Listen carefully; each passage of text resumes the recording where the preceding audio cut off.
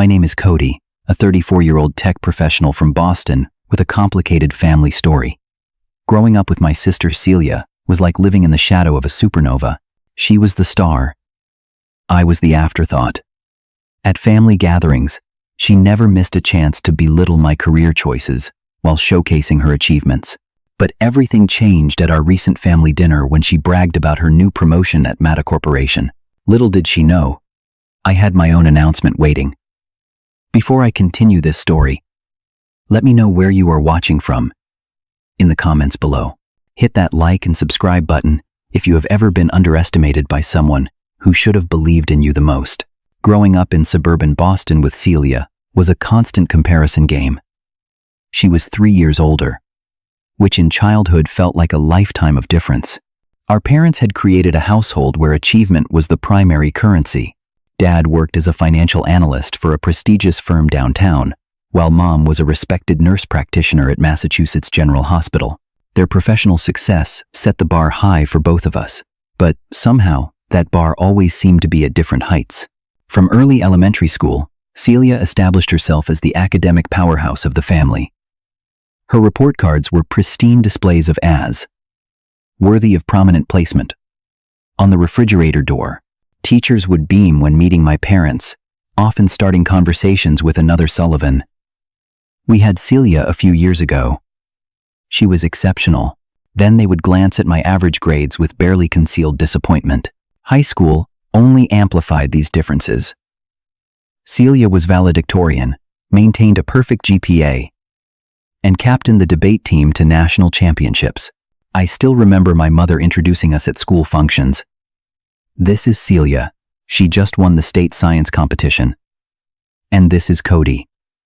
He likes computers. While Celia excelled in structured academic environments, I struggled to connect with traditional education.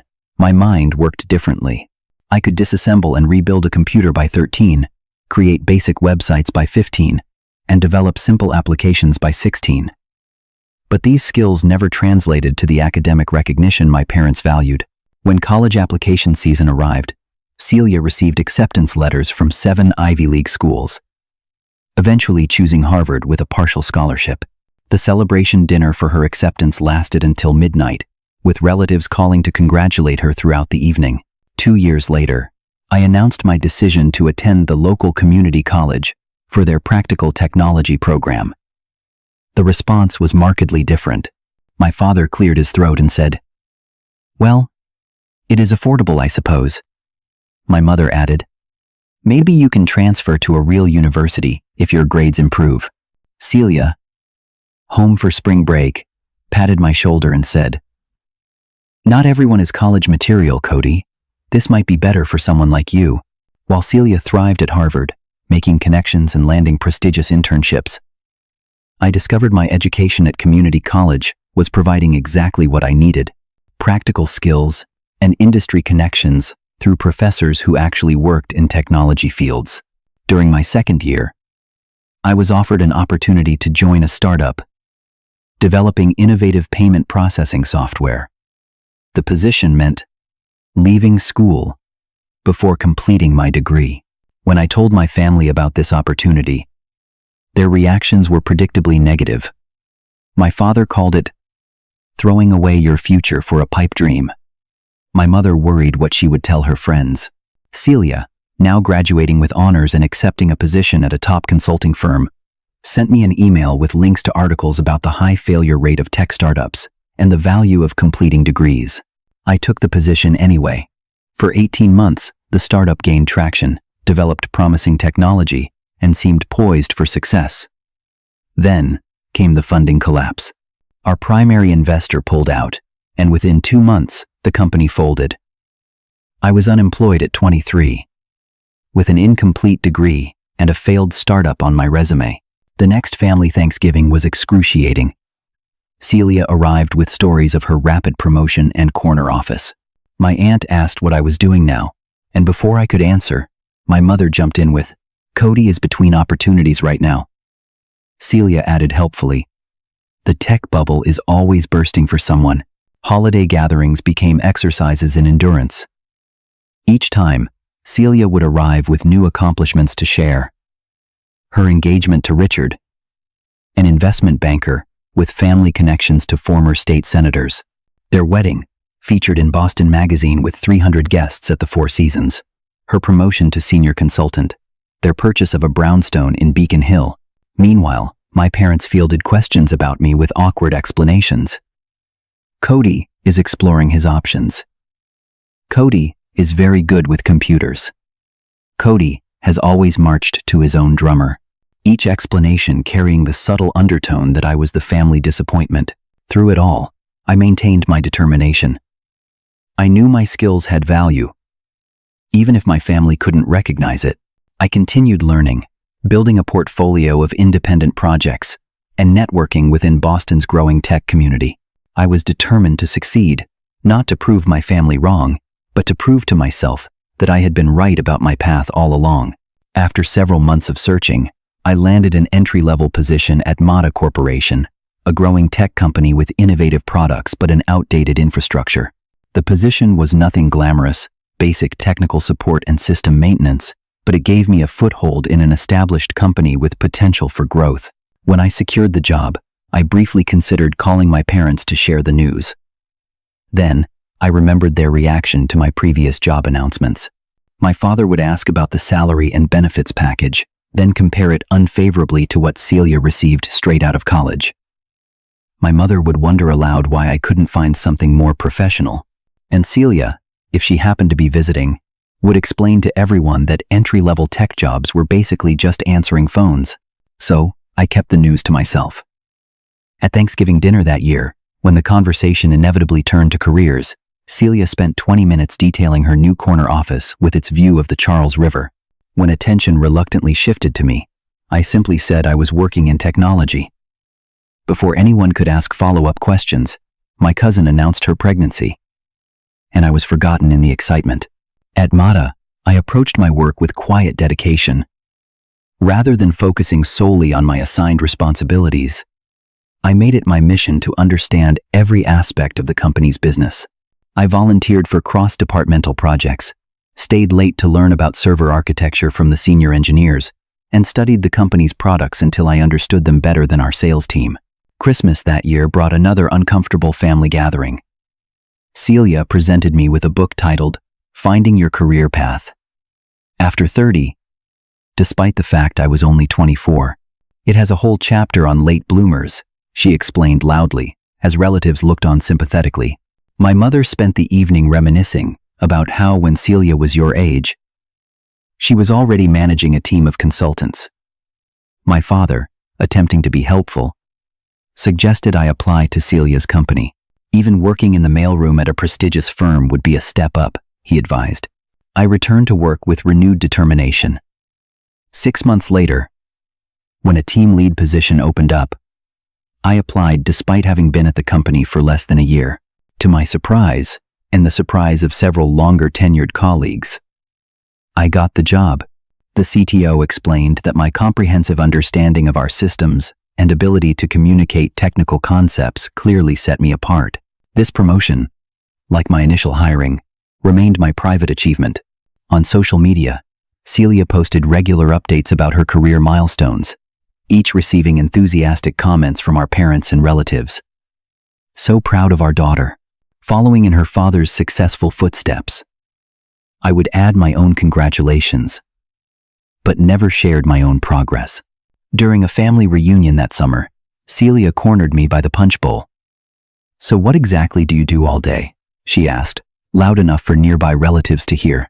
Before I could answer, she turned to our aunt and explained, "Cody fixes computers or something. Very entry-level stuff." She lowered her voice to add, "He never really found his direction like I did." The constant dismissal and belittlement took an emotional toll. There were nights I lay awake, wondering if I had made a series of mistakes. If perhaps my parents and Celia were right, and I should have followed a more traditional path. These doubts would creep in despite the evidence of my growing success at work. In my second year at MATA, I identified a critical inefficiency in our customer management system and proposed a solution that ultimately saved the company millions in operational costs. The CEO personally commended me in an all-hands meeting. My team celebrated with drinks after work. My family remained unaware, still thinking I fixed computers or something. When Celia had her first child, I attended the baby shower with an expensive gift.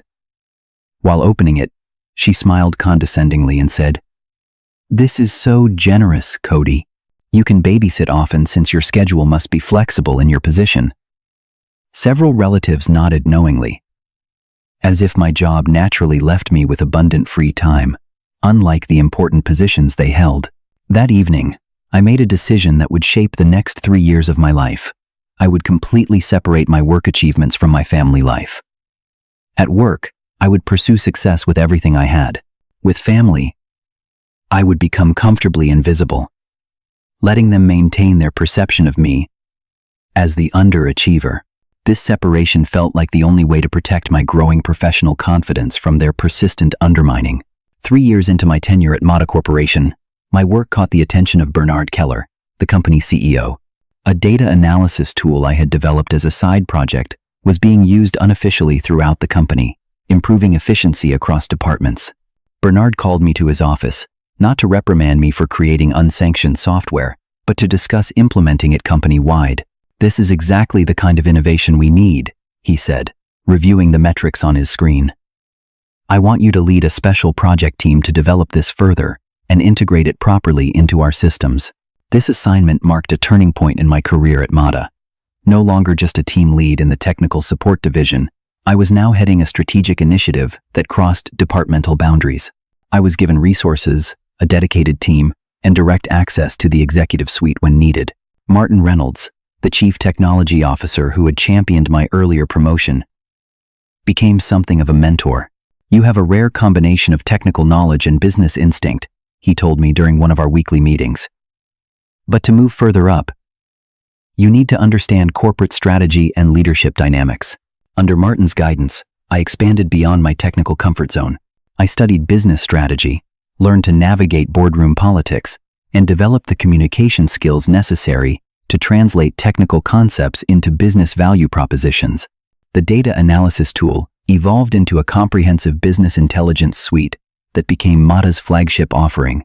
Following the successful launch, I was promoted to Director of Product Innovation, a position created specifically to leverage my particular talents. Still, I maintained my policy of keeping work achievements separate from family interactions. At a Christmas gathering, when my uncle asked what I was doing these days, I simply said, "Still at the same tech company," and quickly changed the subject. Over the next 2 years, I built a reputation within MATA and the broader industry as someone who could bridge the gap between technical possibilities and business realities. My team expanded, and people began requesting transfers to work under my leadership. I cultivated a management style that valued both innovation and practical implementation, technical excellence, and market awareness. Throughout this period, I navigated the inevitable office politics with the same quiet determination that had characterized my career thus far. When credit for one of our successful initiatives was nearly redirected to another department, I addressed the situation directly but diplomatically. When a colleague attempted to undermine a project proposal, I responded not with accusation but with such thorough preparation that his objections became moot. I was building not just a career but a reputation for integrity and results.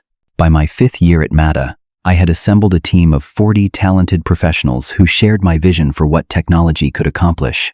Together, we delivered consecutive successful products that significantly increased company revenue and market share.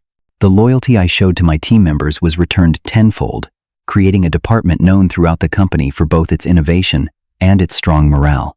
Then came the announcement that changed everything. Bernard Keller was retiring. After 15 years as CEO, he was stepping down to enjoy more time with his family and pursue philanthropic interests. The board would be conducting a search for his replacement, considering both internal and external candidates. In a surprising turn of events, my name emerged as a potential successor during initial board discussions. Martin, now preparing for his own retirement, had apparently been advocating for me behind the scenes. "We need someone who understands where technology is going and can position MATA accordingly," he told the board. Cody has repeatedly demonstrated that vision. The interview process was intense. I competed against external candidates with impressive resumes from top companies and business schools. Where they had pedigrees, I had practical results. Where they offered theories about MATA's future, I presented specific plans based on intimate knowledge of our strengths and weaknesses. Through 3 rounds of interviews and presentations, I outlined a clear vision for MATA's evolution in a rapidly changing market. After weeks of deliberation, the board made their decision based on a simple but compelling rationale: my proven track record of results within the company and my unique combination of technical knowledge and business acumen. I was invited to a private dinner with the board chair, where I was officially offered the position of Chief Executive Officer. The negotiation of terms and transition timeline took place over the following week. A press release was prepared, but would not be distributed until Monday morning, allowing Bernard to personally inform key stakeholders before the public announcement. The company would present the succession as a natural evolution, with Bernard having groomed me for the role. Although in reality, my rise had been more independent than guided. As I adjusted to the imminent reality of becoming CEO, a piece of company gossip reached me that added an unexpected complication to my new position. Celia, my perpetually achieving sister, had recently taken a lateral move from her consulting firm to join MATA's marketing department as a manager. According to HR records, she had been with the company for just under a month. For 5 years, I had successfully kept my professional life separate from family dynamics, but that separation was about to collapse. Celia and I would inevitably cross paths in the corporate environment, and her reaction to discovering her constantly belittled brother was actually the company's new chief executive was impossible to predict. That Friday evening, as I drove to our parents' house for their annual joint birthday celebration, I contemplated how to handle the situation. The press release would go out Monday morning. By noon, everyone at MATA would know I was the new CEO, including Celia. Should I tell her privately before then? Should I announce it at dinner? Or should I simply wait for Monday and let the official channels do the work? The drive to my parents' suburban home gave me time to consider my options. I could pull Celia aside early in the evening and tell her privately about my new position. This would spare her the public shock, but might lead to an uncomfortable one-on-one confrontation. Alternatively, I could announce it to everyone at once, which would prevent her from creating an alternative narrative, but might seem like deliberate humiliation. In the end, I decided to wait and see how the evening unfolded before making my decision. The familiar colonial-style house came into view as I turned onto Maple Street. Growing up, I had always been proud of our home, with its neat garden and welcoming front porch. Now, I felt a complex mix of nostalgia and apprehension as I parked behind my father's Volvo. "Cody, you finally made it," my mother called as I entered. She gave me a quick hug before immediately commenting, "You could have worn a nicer shirt. Is that the same one from Christmas?" Before I could answer, she was already moving back toward the kitchen, calling over her shoulder, "Your father is getting the grill ready. Why don't you make yourself useful and help him?" I placed the wine I had brought on the counter, noting it was significantly more expensive than what my parents typically served, but doubting they would notice the difference. I headed to the backyard where my father was arranging charcoal in the grill with scientific precision. "There he is," he said, glancing up briefly. "Grab those tongs, would you? How's work? Still at the same place?" "Still at MATA," I confirmed, handing him the tongs. "Things are going well." Good," he said absently. "Did you hear Celia got a new position at some tech company? Marketing manager, or something impressive like that? Always on the move, that girl." I bit back the urge to mention that some tech company was actually where I had worked for 5 years. Instead, I just nodded and asked if he needed help with anything else. Over the next hour, relatives began arriving. My Aunt Patricia and Uncle Greg, my cousin Jennifer with her husband and 2 children, my mother's college roommate Susan, who was practically family. Each greeted me with the same superficial interest in my life, barely listening to my responses before moving on to more engaging conversations with others. Then Celia arrived. She made an entrance as she always did, her husband Richard carrying their sleeping toddler, while she held their 5-year-old daughter's hand. Celia wore a designer dress that probably cost more than my monthly rent, her hair and makeup flawless despite the humid summer evening. "Sorry, we are a bit late," she announced to the room. Charity event at the Four Seasons ran long. Richard made a substantial donation to children's literacy. The room immediately gravitated toward her, with my mother taking her coat and my father offering drinks. I remained by the window, sipping my beer and observing the familiar dynamic, despite being 34 years old and about to become a CEO. In this house, I was still the afterthought. When dinner was served, I found myself placed at what was essentially the kids' end of the extended dining table, between my 7-year-old cousin and Susan's teenage son, who was absorbed in his phone. Celia, naturally, sat at the center of the adult section, perfectly positioned to command attention. The initial dinner conversation revolved around neighborhood news and community events. Mrs. Peterson's controversial fence installation, the new supermarket opening next month, the high school baseball team's unexpected championship. I participated minimally, answering direct questions but otherwise focusing on my meal. Eventually, the conversation shifted to career updates from around the table. My cousin Jennifer had received a promotion at her accounting firm. Uncle Greg was considering early retirement. Aunt Patricia had joined the hospital board. Each announcement received appropriate congratulations and follow-up questions. Then Celia stood, champagne glass in hand, clearly prepared for a dramatic announcement. The table quieted immediately. "Richard and I have some exciting news to share," she began, smiling broadly.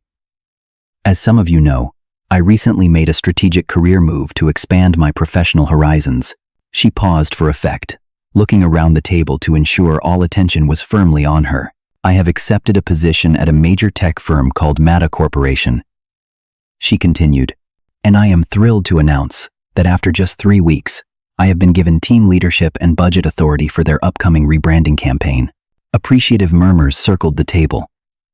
My mother beamed with pride, while my father nodded approvingly.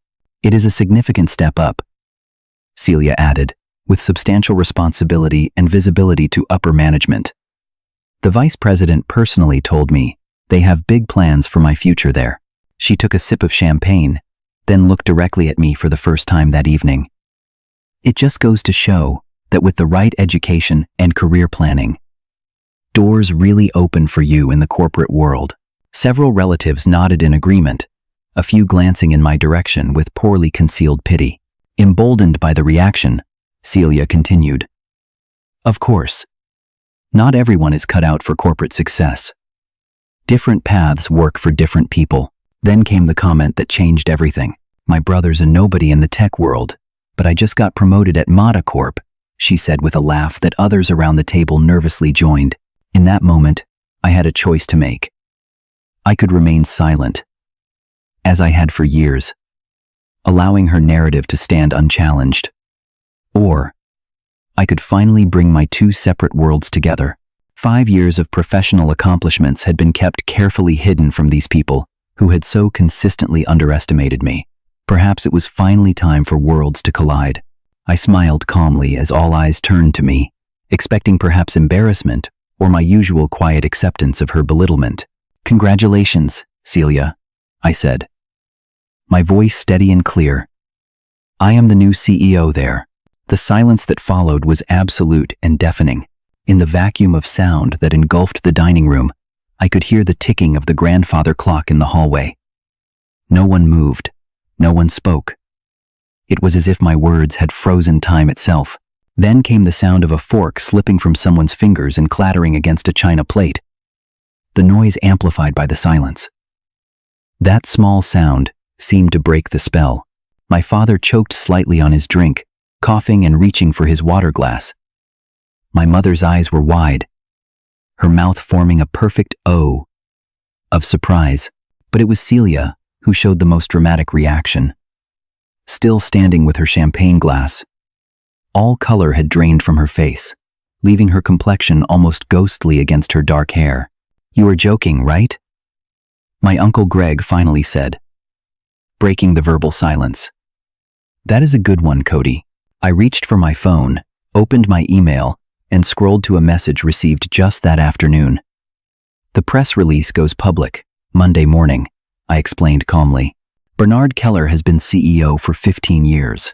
The board selected me as his successor last week. I handed my phone to my father, who read the email with increasing disbelief. The message from our PR director contained the final draft of the announcement, complete with my new executive portrait and a quote from the board chairperson about my visionary leadership and proven track record of innovation. "This is real," my father said, looking up at me as if seeing me for the first time. "My son is becoming CEO of MATA Corporation." Celia slowly sank back into her chair, still clutching her champagne glass. The triumphant smile she had worn moments before had vanished completely. "But that is impossible," she whispered, more to herself than to anyone else. "I would have known. Why did you not tell us you were even working there?" my mother demanded, finding her voice at last. "All these years, you just said, a tech company." Whenever we asked, "Would it have mattered?" I asked quietly. "When I started as technical support, would that have impressed anyone here? When I became team lead, director, VP, at what point would my career have been considered successful enough to compete with Harvard degrees and consulting firms?" No one had an answer for that. Around the table, expressions shifted from shock to recalculation. I could almost see relatives mentally revising their perceptions of me, adjusting their internal hierarchies. "How long have you been there?" Jennifer asked. 5 years next month," I replied. "And Celia never mentioned seeing you there?" my Aunt Patricia asked. Turning toward my sister, Celia's face flushed slightly. "Different departments," she mumbled. "Large company. Corporate headquarters has thousands of employees. Did you know Cody worked there when you applied?" my cousin's husband asked innocently. The question hung in the air. Celia and I both knew the answer, as did everyone else at the table. She had never bothered to learn where I worked. In all our family gatherings, despite her constant career talk, she had never cared enough about my professional life to even register the name of my employer. "I need to check on the kids," Celia said abruptly, standing again and placing her barely touched champagne on the table. She left the room quickly, Richard following after an awkward nod to the table. With Celia gone, the remaining family members bombarded me with questions. How had this happened? What exactly did MATA do? How many people would I be in charge of? What was the compensation package? The same relatives who had barely asked about my career for years were suddenly intensely interested in every detail. I answered selectively, explaining MATA's business model and my journey through the company in broad strokes. I deliberately thanked my parents for instilling the work ethic that had helped me succeed, a peace offering of sorts to soften the implicit criticism in my earlier question. "We always knew you were smart," my father said, though we both recognized the revision of history, just a different kind of smart than your sister. Dinner resumed with a distinctly different energy. My placement at the kids' end of the table now seemed ironic rather than appropriate. Conversation flowed around and toward me rather than past me. My opinions on everything from the economy to real estate were suddenly valued. Celia and Richard returned briefly to make their excuses. "Emily is overtired," Celia explained, referring to their daughter. "We should really get the children home to bed." As they prepared to leave, I approached my sister. "We should talk before Monday," I said quietly. "Call me tomorrow?" She nodded stiffly, avoiding eye contact. "Congratulations on your achievement," she said. The words clearly difficult for her to form. After they left, the dinner continued with a noticeably lighter atmosphere.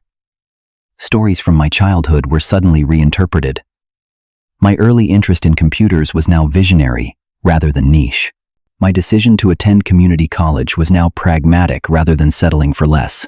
My failed startup experience was now valuable learning rather than predictable failure. By the time dessert was served, I had been completely rewritten in my family's narrative.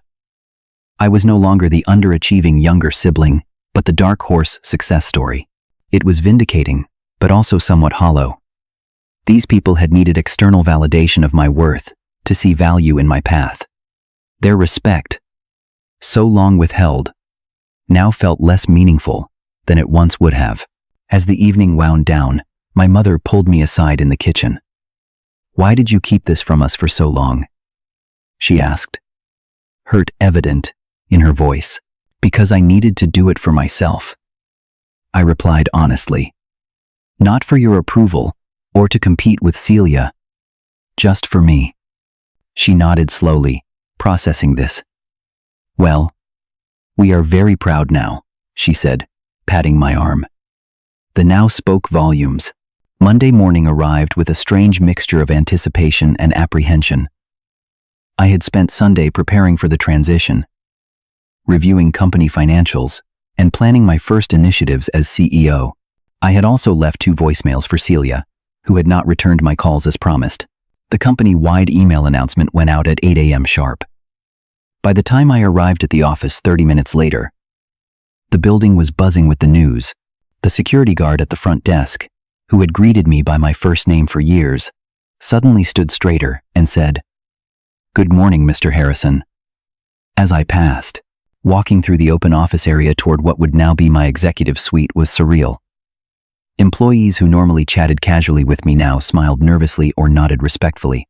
A few longtime colleagues offered congratulations, but even they seemed uncertain about the new professional dynamic. My first executive team meeting was scheduled for 10 a.m. As I entered the boardroom, the conversation immediately hushed. 8 department heads and vice presidents stood around the large table, including Martin, who would remain as CTO through the transition period. And there, looking intensely uncomfortable, was Celia, representing the marketing department in her manager role. Our eyes met briefly before she looked away, focusing intently on arranging her notebook and pen. The other executives, picking up on the tension but unaware of its source, exchanged curious glances. "Good morning, everyone," I began, taking my place at the head of the table. "Please, sit down. First, I want to thank Bernard for his 15 years of leadership. I am honored to follow him and excited about the direction we can take MATA together." The meeting proceeded with introductions for my benefit, though I already knew everyone except the newer members of the team. When Celia's turn came, she spoke in a clipped, professional tone that revealed nothing of our relationship. Celia Williams, marketing manager, specializing in corporate rebranding and market positioning. With the company for 1 month, previously senior consultant at Archer Partners for 8 years. If anyone noticed we shared a last name, they didn't comment. Silicon Valley was full of coincidental name matches, and Sullivan was common enough that connection wouldn't be automatically assumed. I outlined my vision for MATA's next chapter, emphasizing innovation balanced with market responsiveness. As I assigned preliminary objectives to each department, I was meticulously fair with Celia's marketing team, giving them challenging but important work on our rebranding initiative.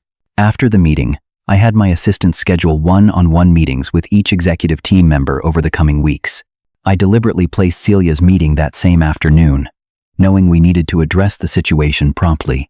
At 3 p.m., she entered my new office, her posture defensive and her expression carefully neutral. "Congratulations on the promotion," she said formally, taking a seat across from my desk. "Thank you," I replied.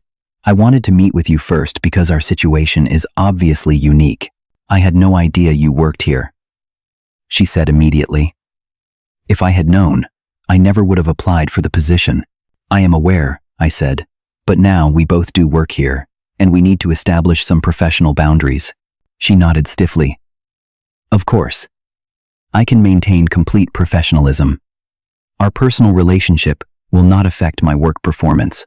"I expect nothing less," I agreed, "and I want to assure you that your position and opportunities here will be based solely on your performance, not our relationship, positive or negative." The conversation remained uncomfortable, but productive. We agreed to maintain professional distance at work and to separate family dynamics from corporate ones. As she stood to leave, she hesitated. "Have you told your team about our connection?" she asked. "Not yet," I admitted. "But I will need to disclose it to HR and the board for transparency. Office rumors are inevitable once that happens." She accepted this with a resigned nod and left my office with the same stiff posture she had entered with. Over the next few weeks, a new corporate rhythm emerged. My leadership team adjusted to my management style, which emphasized collaborative innovation and data-driven decision-making. Most responded positively to the change from Bernard's more traditional approach. Then came our first crisis under my leadership. A major client discovered a significant security vulnerability in our flagship product, threatening to take their business elsewhere and potentially creating damaging publicity.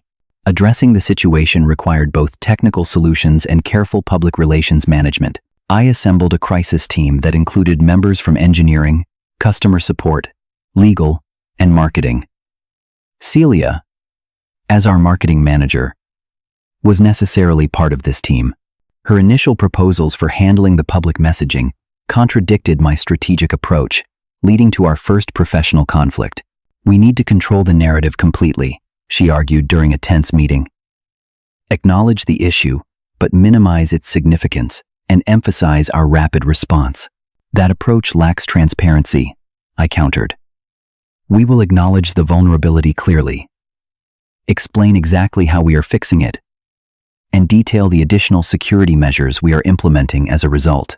That strategy exposes us to unnecessary criticism and potential legal issues," she insisted, falling into our old family dynamic of opposition. "Actually," our legal counsel interjected, "full transparency with affected clients reduces our liability exposure considerably. It demonstrates good faith effort and responsible corporate behavior." Celia's expression tightened, but she didn't argue further. The team proceeded with my approach, working through the night to prepare both the technical fix and the communication strategy. As midnight approached, only a few of us remained in the office, finalizing the response for the following morning. I found Celia in the conference room, reviewing the client communication materials with intense concentration. "You should go home," I suggested. "We can finish this tomorrow morning before the client call." She looked up, fatigue evident in her face. "I will stay until it is done. The messaging has to be perfect." I nodded, respecting her dedication despite our differences. "Coffee?" I offered. Over the next 2 hours, as we refined the communication strategy together, something shifted subtly in our dynamic. Professionally focused on a shared goal, we found an unexpected rhythm. Her expertise in crafting messaging that resonated emotionally complemented my transparent approach. By 2 a.m., we had developed materials that satisfied both our concerns. The next morning, our team presented the solution to the client. The technical fix addressed the vulnerability completely, while our communication strategy turned a potential PR disaster into an opportunity to demonstrate our commitment to security and transparency. The client not only remained with us, but increased their service subscription.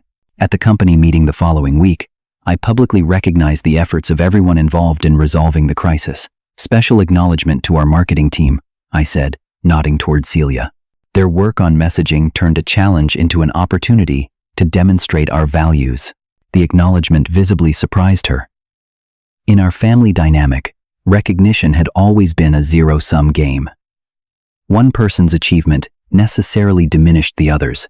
This professional recognition, without strings attached, seemed to confuse her initially, then gradually sink in as genuine.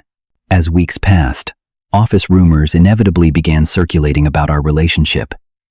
Some speculated we were secretly allies, others that we were bitter rivals. A few even suggested romantic involvement, despite our shared last name. We both ignored the gossip, maintaining professional interactions that gave no fuel to any particular theory. Then came a pivotal moment at the quarterly planning meeting. Marketing presented 2 potential directions for our new product launch. Celia's concept emphasized innovation and technical superiority. The alternative, developed by her team but championed by the sales director, focused on user experience and accessibility. All eyes turned to me for the final decision.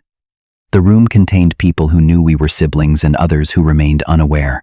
Everyone, however, sensed that this decision carried weight beyond the immediate marketing strategy. I evaluated both concepts thoroughly, asking probing questions about target demographics and competitive positioning. Finally, I made my decision. "We will proceed with the user experience concept," I announced. "While the innovation messaging is compelling, Our research shows that accessibility is the key differentiator in this market segment. Celia's face remained professional, but I recognized the flash of disappointment in her eyes. This was a test of our new dynamic. Would I choose her concept because of our relationship, or would I make the decision I believed best for the company? After the meeting, she stopped by my office.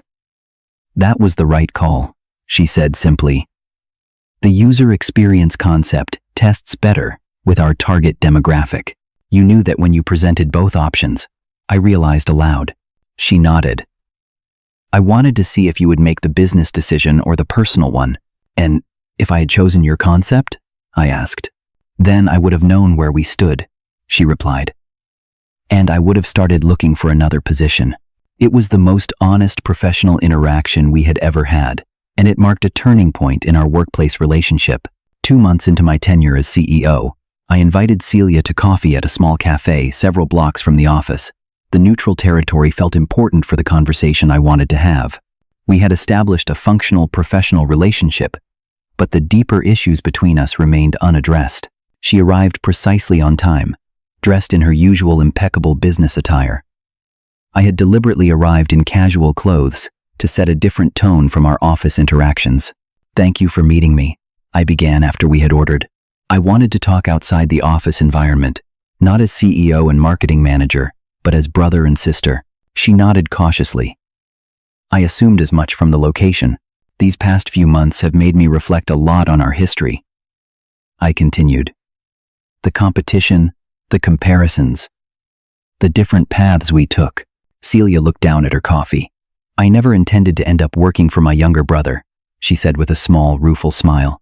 "It was not exactly in my 5-year career plan." "I imagine not," I agreed. "But maybe it has given us both some perspective." She was quiet for a moment, stirring her coffee absently. "I always felt like I had to be exceptional," she finally said. "From elementary school onward, anything less than perfect wasn't good enough. Not for our parents, not for myself." She looked up at me. "Your achievements became my measuring stick. If you got a B, I needed an A. If you were good at something, I had to be better." Which was ironic, I noted, because from my perspective, you were the golden child who could do no wrong, the standard I could never live up to. "Really?" she asked, genuine surprise in her voice. "Even when you were building computers and websites as a teenager, things I couldn't begin to understand." I felt threatened. That's why I dismissed them as hobbies rather than real achievements. "And that's why it hurt so much," I admitted. "The things I was most proud of were the things you and our parents seemed to value least." We sat with that realization for a moment, each processing how differently we had experienced the same family dynamic, the constant belittlement at family gatherings. I continued. "Did you know how much that affected me? Even as I was succeeding at MATA, part of me still believed I was the failure you all seemed to see." Celia's expression softened with genuine regret. "I didn't realize the impact. Putting you down had become such a habit, a way of reassuring myself that my path was the right one. If your choices were wrong, then mine must be right." "And our parents reinforced that dynamic," I added. "They created a competition where only certain types of success counted." She nodded slowly. "They meant well, I think. They wanted us both to succeed in ways they understood. Finance, medicine, law, consulting. The corporate world they knew. Technology was foreign to them," I agreed. "So they couldn't see the value or potential in what I was doing." "For what it's worth," Celia said, meeting my eyes directly, "I'm sorry. For the dismissal, the belittlement, all of it. Watching you lead MATA these past months has been educational. You're good at this, Cody. Really good." The simple acknowledgement, delivered without qualification or comparison, felt like the closing of a long open wound. "Thank you," I said. "That means a lot, especially coming from you." Our next family gathering, a Labor Day barbecue at our parents' house, had a noticeably different dynamic. News of my CEO position had thoroughly permeated the family, with relatives who hadn't spoken to me in years suddenly finding me fascinating. More significantly, Celia no longer positioned herself as the family success story in contrast to my failures. Instead, when Aunt Patricia asked about her work, Celia responded, "I'm learning a lot in my new role. Actually, Cody can probably explain MATA's business model better than I can. He's been there much longer." The simple deferral, acknowledging my experience and expertise, represented a seismic shift in our sibling dynamic. My parents, too, were adjusting to this new reality, though not without some awkwardness. "We always knew you two would be successful," my father declared at dinner, conveniently revising history, just in different ways. My mother nodded in agreement. Celia was always more traditional in her approach, and Cody was always creative. It wasn't a complete transformation, but it was progress. The comparison habit was deeply ingrained, but at least now, it didn't come with an implicit judgment about which path was superior. At work, Celia and I developed a more collaborative relationship. Her marketing expertise genuinely complemented my technical and strategic focus. When we disagreed professionally, which still happened regularly, the disagreements remained professional rather than triggering old family patterns. What surprised me most was how my own leadership approach had been shaped by the experience of being underestimated. I made a deliberate practice of looking for value and potential in unexpected places. Some of our most innovative ideas came from employees in support roles or with unconventional backgrounds. I championed these ideas and their creators, creating pathways for advancement that weren't based solely on traditional credentials. The healing process within our family continued gradually. During a rare one-on-one dinner with my father, he admitted, "I didn't understand what you were doing with computers. I still don't, really, but I should have trusted that you knew your own path." My relationship with Celia evolved into something I had never expected: mutual respect. We would never be best friends.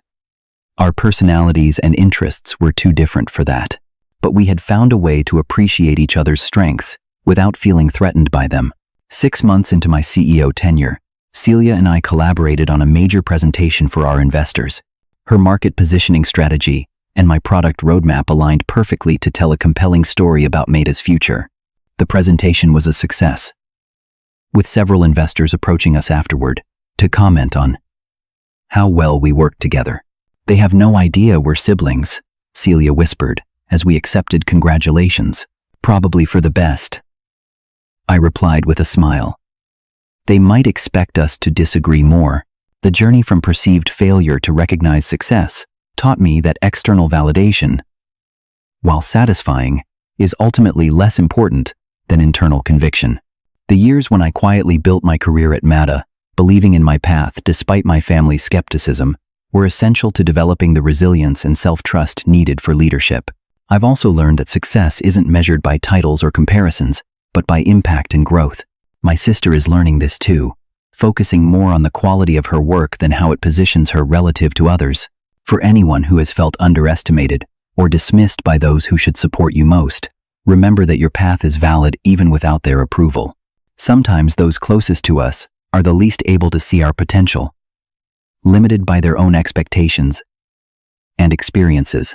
And if you find yourself on the other side, as the one doing the underestimating, consider what biases might be blinding you. The quiet colleague, the unconventional thinker, the person taking an unfamiliar path, these might be the very people with the most to offer. Have you ever been underestimated by family or friends, only to prove them wrong later? Or have you misjudged someone and had to reconsider your perspective? Share your story in the comments below. And if this tale of family dynamics and professional redemption resonated with you, please like, subscribe, and share with someone who might need to hear it. Thank you for listening. And remember that success comes in many forms, often when and where it's least expected.